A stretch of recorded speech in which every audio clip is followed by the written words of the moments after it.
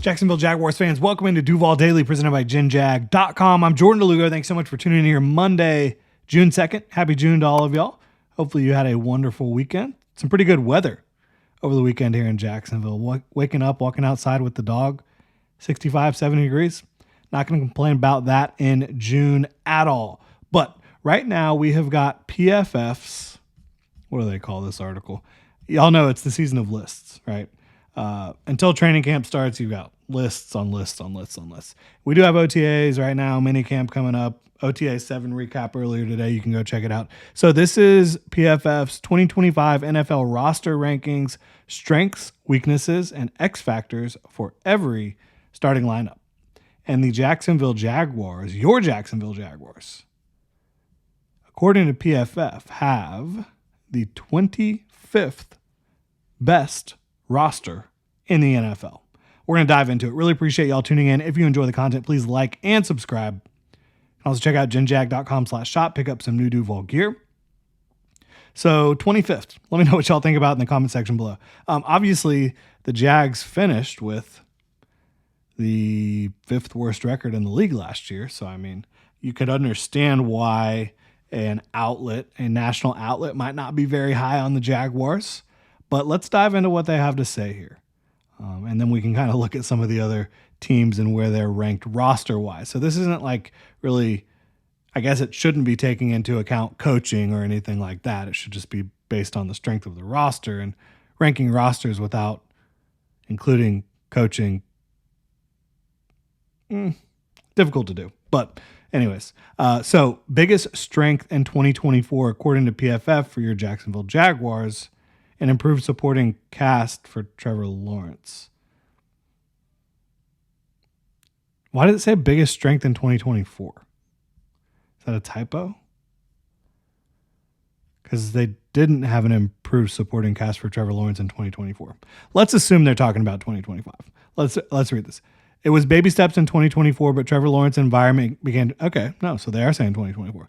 It was baby steps in 2024, but Trevor Lawrence's environment began to improve. The Jaguars allowed the fourth lowest pressure rate in the league at 27.4% and seemed to have found a star in Brian Thomas Jr. That's true that they did find Brian Thomas Jr. last year, so that did improve just based on Brian Thomas Jr. coming in. But I will say the 4th lowest pressure rate, when you think about the fact that they had one of the quickest time to throw when Trevor Lawrence was out there, yeah, you're not going to have a very high pressure rate when you're getting rid of the ball quickly. But I think that their quick pressure rate was among the worst in the league. Like, they were among the worst in the league at giving up really fast pressures last year, like where the quarterback didn't have a chance. Anyways, I digress. I think outside of Brian Thomas Jr., they did not do anything last year to improve the supporting cast offensively. 2024 first-round pick Brian Thomas Jr. ranked 5th in the NFL with 479 receiving yards on deep throws this past season.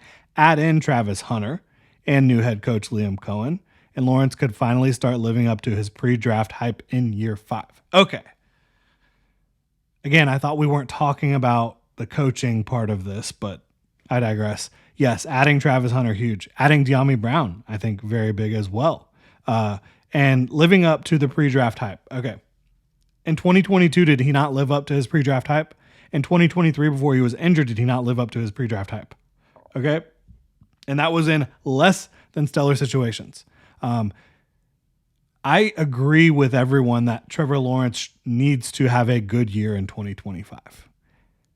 Based on the fact that Liam Cohen's here, you've got star wide receiver talent, you've got an offensive line that should help you with the run game a little bit more, a coaching staff that should help you with the run game a little bit more, a defense that's talented enough to help you out more than they did in 2024, right? So Lawrence is set up the best he has been set up in his career.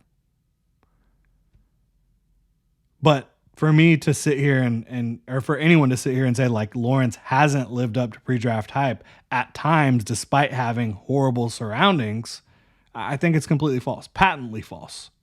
So yeah, I think he needs to have a big year. A lot of quarterbacks need to have a big year. in 2025, right? Biggest weakness in 2024, according to PFF, is one of the NFL's worst defenses. They say nothing really went right for the Jaguars defensively in 2024. The unit allowed the second most EPA per play and ranked third worst in yards per play. The Jaguars also placed in the bottom 10 in PFF run defense grade. And by the way, there's a link to this article in the description below, so you can check it out yourself. Bottom 10 in PFF run defense grade, PFF pass rush grade, and PFF coverage grade. The lineup remains mostly the same entering 2025, so Jackson will need improvement from multiple players. Okay.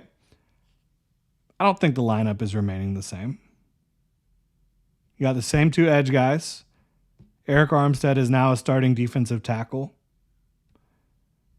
Devon Hamilton, yeah, he'll probably still be a key player on the interior, but you got Mason Smith playing a lot more, in my opinion, in all likelihood. At linebacker, you do remain the same. You have a new starting outside corner, a new starting nickel, two new starting safeties. So you're talking about like half the defense not being the same. So I don't really get that, right? The lineup remains mostly the same. Two new starting safeties, new starting corner, new starting nickel, right? Like Jordan Lewis is going to be your new starting nickel. Jarian Jones is going to be your new starting outside corner. You have a new starting defensive tackle. That's 5 differences right there. Okay. We'll see how the Jaguars defense performs. I think their front is going to be really good. I think they're going to be able to communicate well on the back end. I think they're better coached. We'll see. It is fair to question the Jaguars defense a little bit. I believe in what Anthony Campanile is and what he preaches and the way he coaches his players. And, they all talk about they're being asked to do what they do best now. You've heard that type of talk before. Obviously, last year, the coaching staff was full of it on the defensive side of the ball. Hopefully, they're actually moving in the right direction this year. It seems like they are. It truly does. But it's fair to criticize the Jaguars defense from last year. X factor for 2025, edge Trayvon Walker. All right, we're going to dive into that first. Got to remind you all about Underdog Fantasy. Underdog is one of the best places to make picks during playoff basketball. One of the leading sports apps you can play now in your state, and millions of fans have already won billions making picks on Underdog. Will you be next? Download the Underdog app and sign up with promo code DuvalDaily to unlock a special offer of up to $1,000 in bonus cash when you make your first deposit. That's promo code DuvalDaily. Just download the app, then pick higher or lower on a player's stats like points, assists, and more.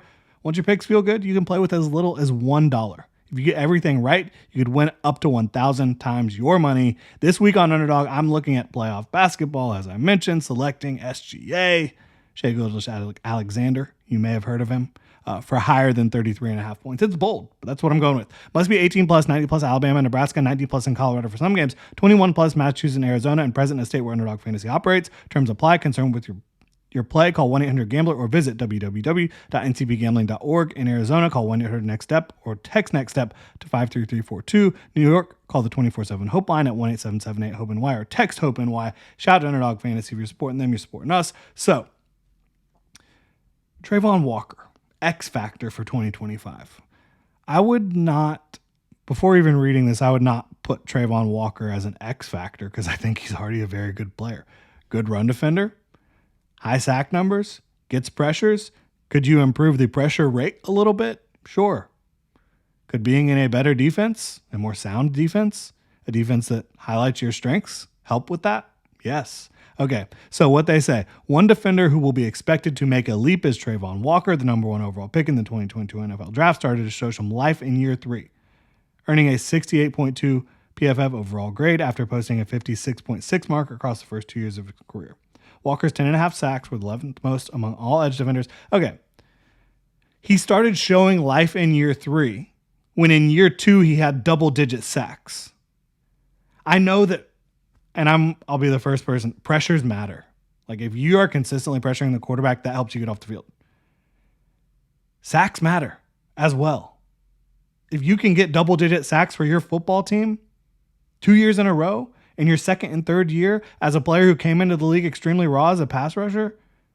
To say that he started showing some life in year 3 is ridiculous. Like PFF grades, I like a lot of what PFF does from a statistical standpoint, but the grades, I mean, throw them out the window in my opinion in a lot of regards. I think it's ridiculous. He's been one of the best run defending edge players in the league since he got in the league, and he's got double-digit seasons of sacks back to back. So, again, they say Walker's 10.5 sacks, 11th most among all edge defenders, while his 56 pressures tied for 18th most. This will be a massive season for him to prove whether he can become a superstar like his draft position warrants. He's already a star. If he hit the open market right now, he'd be pushing $30 million. I feel very strongly about that. Rookie to watch, wide receiver / cornerback, Travis Hunter. Hunter is one of the most intriguing rookies in the NFL. Last year's Heisman Trophy winner, is the greatest two-way player in college football history, having earned an 89 PFF grade in receiving and a 90.3 PFF coverage grade. He projects as more of a receiver for the Jaguars right now, but should still see a healthy number of snaps at cornerback in more of a rotational role. That, I think, sure, fine, right? I wish you would talk about how he plays the game versus just his PFF numbers, but I digress. This is actually the worst PFF breakdown that we've seen, I think, so far. A lot of the stuff they've done with these positional rankings, I can see a lot of it. But okay. So, and this is so silly. Okay. So again, they set and they show the projected starting lineup. What's silly about it is, again, they said the lineup remains mostly the same entering 2025 on the defensive side of the ball. But then they show the starting defense, right? You've got Mason Smith projected as a starting IDL. They still list Eric Armstead at edge, so they just haven't even done their research to know what he's actually doing this year, because it's been said since January and confirmed time and time again that he is actually playing defensive tackle this year, not edge. Okay. They list Jordan Lewis as a starter. They list Darnell Savage as a starter. Guess what? He wasn't a starting safety. They have him listed at safety. He may be a starting safety this year. We'll see. You've got Eric Murray. So even according to their projected starting lineup, they're contradicting themselves.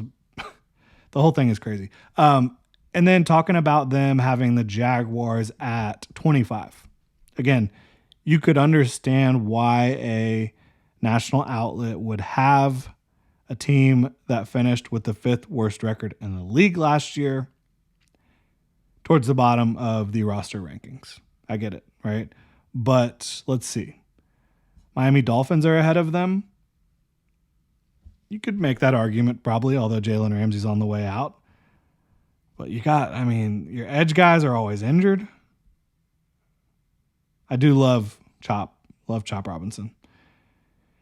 You have lost a lot on the offensive line the last couple years. Your quarterback, I don't know. Okay, whatever. I wouldn't like gripe too much about that. Putting the Raiders in front of the Jaguars, I don't see that at all. Another heavily injured football team. Seahawks, okay, you can make the argument, maybe. Steelers, honestly, I don't think the Steelers have a better roster than the Jaguars. I mean, they don't have a quarterback, so. The Colts do not have a better roster than the Jaguars. They also don't have a quarterback, it feels like. No. So, yeah, the Jaguars should be higher on this list, but I'm not going to sit here and complain too much about a Jaguars team that has finished the last 2 years outside of the playoffs not being ranked super highly preseason. They're a team that is from a small market. They always have to prove it. They always get the short end of the stick in these types of things until they prove it. I think Trayvon Walker's proved a lot already. I think Trevor Lawrence has proved a lot already. We'll see how it ends up playing out here. But that's kind of PFF's look at the Jaguars roster, the X factors, the strengths, weaknesses, rookie to watch, all that good stuff. Let me know your thoughts in the comment section below. If you enjoy the content here, please like and subscribe. Y'all have a good one.